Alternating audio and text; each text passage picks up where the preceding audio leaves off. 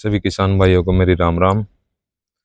आज हम आए भाई विजेंद्र शर्मा सनोप सुगन चंद नारायणा गांव में। इस भाई का क्या खेत बिल्कुल ही अच्छी प्रकार से चल रहा था, धान की फसल। तो इसके खेत में आया अब लाल पत्ती की समस्या, जो कि चलते चलते ज़्यादा ही मात्रा में आ गई है।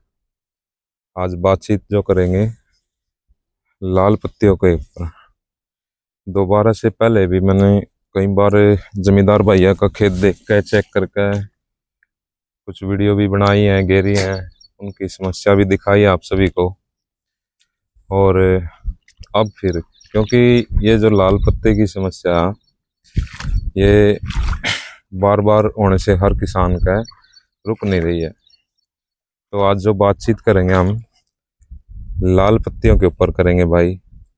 इसमें क्या लाल पत्तियां हो गए, पेड़ ऊपर की स्थिति से जो ऊपर की पेड़ की नोक हो है वह नोक लाल पड़कर भूरे रंग की होकर तो वो सूखने लग जाती हैं भाई। और धीरे धीरे धीरे धीरे क्या हुआ, पेड़ नीचे की तरफ ही उल्टा बैठना शुरू हो जाए।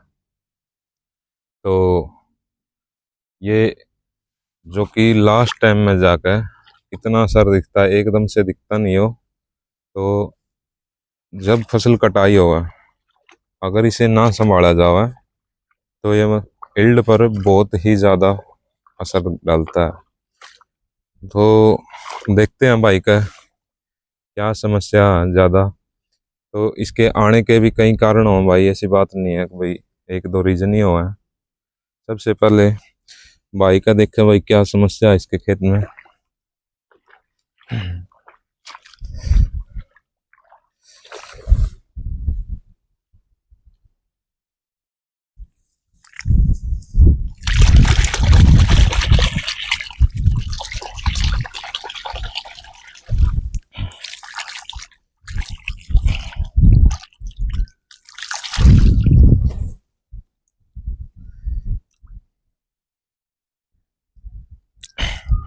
ये देखो भाई, भाई की जो खेत है, जो फसल है, उसकी जड़ों पे वार्निश टाइप में, जंग टाइप में चला हुआ।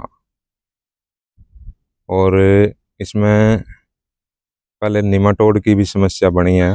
जैसे देखो ये गांठें, ये नाड़ियाँ पड़ी हुई हैं। ठीक, तो जब ये जड़ें बिल्कुल काली हो जाएंगी या वार्निश आऊंगी तो ये क्या करेगा, खेत से भोजन लेना छोड़ देगा, जिसका प्रभाव क्या होगा, ऊपर से पत्तियां पहले सूखनी शुरू होंगी, फिर धीरे धीरे धीरे धीरे पेड़ क्या होगा, बैठते चले जाओगे वापस।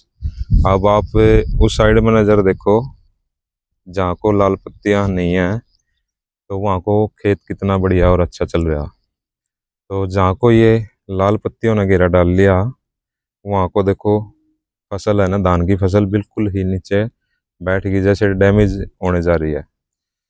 तो लाल पत्तियां होने के भाई एक दो रीजन नहीं होंगे, एक रीजन मैंने आपको दिखा दिया भाई, जड़ों में दिक्कत है तो उसके कारण भी लाल पत्तियां बन सकती है। दूसरी फास्फोरस की कमी है, उसके कारण भी लाल पत्तियां बन सकती हैं। तीसरा भाई न्यूट्रेंट की कमी, जैसे जिंक है, जिंक की कमी हो खेत में, उसमें भी लाल पत्तियां बन सकती हैं। चौथा भाई बैक्टीरिया, बैक्टीरियल फंगल इन्फेक्शन के कारण भी लाल पत्तियां बन सके, क्योंकि हर खेत की स्थिति एक जैसी नहीं होती, हर खेत की स्थिति अलग अलग मिलती है। एक दो भाई का देखा हमने छोटे माइट वगैरह या थ्रिप्स ऊपर की वजह से भी लाल पत्ती कई बार बन जाती है, जबकि समस्या वो खेत में जाने से पता चलती है भाई किसके कारण मतलब लाल पत्तियां बनी है। तो इस समस्या को भाई किसान भाइयों से प्रार्थना है भाई इस समस्या को छोटी ना समझे।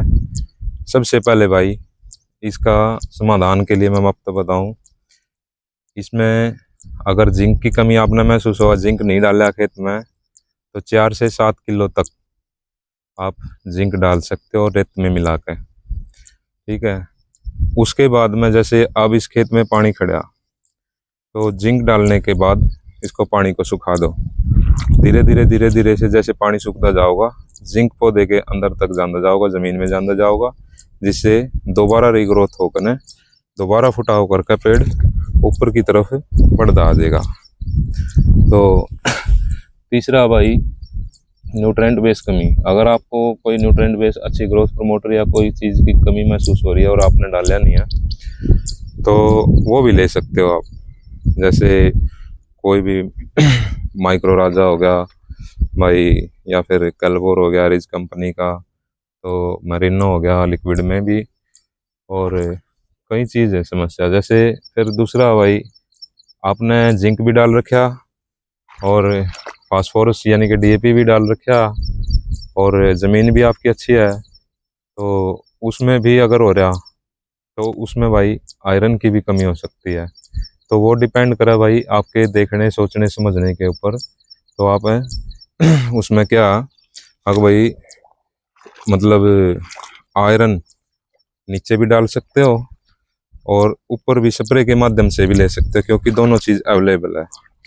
तो कई बार क्या है, आपने सारी चीज़ डाल ली और खेत एक्सेप्ट नहीं कर पा रहा उन खुराकों को। जैसे इस भाई की आप देखोगे, चारों तरफ से कम 4 से 5 फुट मिट्टी उठी हुई है और इसमें पोषण तत्वों की भी कमी है। तो भाई पोषण तत्व आपने सारे डाल दिए हैं, फिर भी काम नहीं कर रहे, रिजल्ट नहीं मिल रहा, तो आप इसमें फोलिक एसिड भी ले सकते हो और साथ में ओमिक एसिड भी। ओमिक एसिड भी अच्छा प्रभाव डालेगा, और फोलिक एसिड क्या करेगा, इसमें जो भी न्यूट्रेंट जो भी मात्रा में, यानी कि ताकत की बताऊं मैं आपको देसी भाषा में, जो ताकत की चीज़ें आपने डाली है, अगर किसी कारणवश वो काम नहीं कर रही है, तो वो तकरीबन 70 से 80% चालू हो जाएंगी और वो काम करना शुरू कर देंगी, जिससे दोबारा आपका खेत अच्छा बनता आ जाएगा। और इसमें आप फिर भी अगर काम नहीं चला, तो फिर आप इसमें एक फंगीसाइड का, जो मैं अपना ट्रायल बता रहा हूँ, अपना प्रैक्टिस अपनी तजुर्बा बता रहा हूँ, और कई बड़े बड़े विशेषज्ञ भी बताऊँ। अगर किसी किसान भाई का कोई डॉक्टर नहीं पहुँच पा रहा, कुछ समझ में नहीं आ रहा, तो उसके लिए रामबाण चीज़ बताऊँगा। आप 100 से 200 ग्राम के करीब चिलेटेड फॉर्म में कोई भी जिंक ले लो, बढ़िया। और दूसरा बात, उसमें जैसे स्प्रिन 10 इंडोफिल कंपनी का फंगीसाइड, ठीक है, या सिक्सर हो गया, कार्बनडेजियम प्लस मैनकोजेब, या फिर कैप्टान प्लस एक्जा होगी, लिक्विड में भी और डब्ल्यूडीजी में भी, यानी कि पाउडर बेस में भी।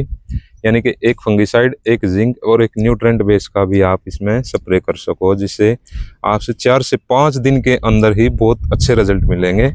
और कई बार क्या हुआ है, आप ये देखो, ये बहुत मोटी लेयर बन जाए काई की, जहाँ मैं पैर लगा रहा हूँ, ये बहुत मोटी लेयर बन जाए, और जो भी किसान भाई सारी चीज़ें डालते रहो, ज़मीन में रिजल्ट नहीं मिलते, तो किसान भाइयों से प्रार्थना कि भाई जब भी किसान भाई का ये समस्या दिखे, भाई सारी चीज़ें डाल ली, सारा सब कुछ डाल लिया, फिर भी मेरे को रिजल्ट नहीं मिल रहा, तो भाई मजदूर लगा कर या अपने आप भाई, अपना देसी भाषा में कह दिया करा, अगर भाई पाँव कटवा दिया, गादड़ मरवा दी, एक कट्टे का काम कर देगी, तो भाई वह गादड़ मरवा दो, पैर निकाल दो, जिससे क्या होगा, अगर भाई ये जमीन में एक्टिवेट होने शुरू हो जाएंगे, पौधे तक पहुंचने शुरू हो जाएंगे। काई क्या कर रहा है, एक परत का काम कर रहा है इनके बीच में, जो कि पौधे तक पूर्ण पोषण रूपी जो आपने डाले हैं, न्यूट्रेंट डाले हैं, डीएपी डाला, फास्फोरस डाला, जिंक डाला, जो भी चीज़ें आपने डाली हैं, वो सुचारू मात्रा से आप उन तक नहीं पहुंच पाती।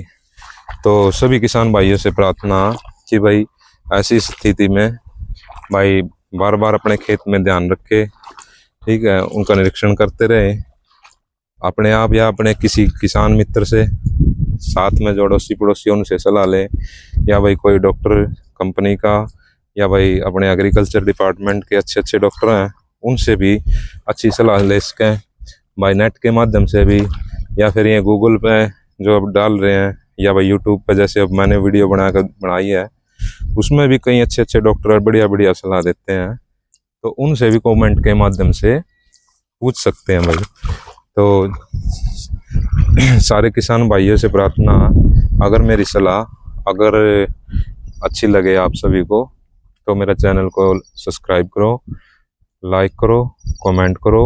आगे भी हर प्रकार की फसल में, चाहे वो बैंगन हो, भिंडी हो, तोरी हो, घिया हो, गन्ना हो, बाड़ी हो, कॉटन हो, कुछ भी हो, समस्या जो भी आती रहेंगी, जिस किसान भाई का मैं जाता रहूँगा, हर समस्या मैं बताता रहूँगा और वो आपके मतलब आप तक पहुँचती रहेगी, जिसमें आप इसको देखकर ना अपने खेत का खुद समाधान कर सको, कहीं भी जाने की आप ना जरूरत नहीं। मैं ये दवाइयाँ मैं बता रहा हूँ, आने के कारण बता रहा हूँ, समाधान बता रहा हूँ, रिएक्शन कितने दिन तक होगा वो सभी आपको बता रहा हूँ। तो भाई सभी किसान भाइयों ने जय जवान जय किसान, भारत माता की जय।